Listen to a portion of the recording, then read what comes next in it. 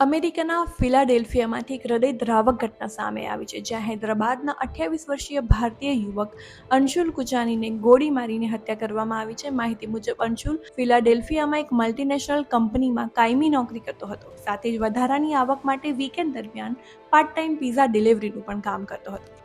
અહેવાલો અનુસાર અંશુલને એક સુમસામ વિસ્તારમાં આવેલા ખાલી મકાન પર પિઝાનો ઓર્ડર પહોંચાડવા માટે બોલાવવામાં આવ્યો હતો. ડિલિવરી પૂર્ણ કરીને પરત ફરી રહ્યો હતો ત્યારે બે બુકાનીધારી હુમલાખોરોએ તેના પર અચાનક ગોળીબાર કર્યો. હુમલાખોરોએ તેના માથાના ભાગ પર અનેક ગોળીઓ મારી હતી. ગંભીર રીતે ઘાયલ થયેલા અંશુલને તાત્કાલિક હોસ્પિટલમાં ખસેડવામાં આવ્યો હતો, પરંતુ સારવાર દરમિયાન ડોક્ટરોએ તેને મૃત જાહેર કર્યો હતો. ચોંકાવનારી વાત એ પણ છે કે હુમલાખોરોએ અંશુલ પાસેથી કોઈપણ પ્રકારની લૂંટફાટ કરી હતી, જેના કારણે પરિવાર સમગ્ર ઘટનાને પૂર્વ આયોજિત ષડયંત્ર ગણાવી રહ્યા છે અને નિષ્પક્ષ તપાસની માંગ કરી રહ્યા છે.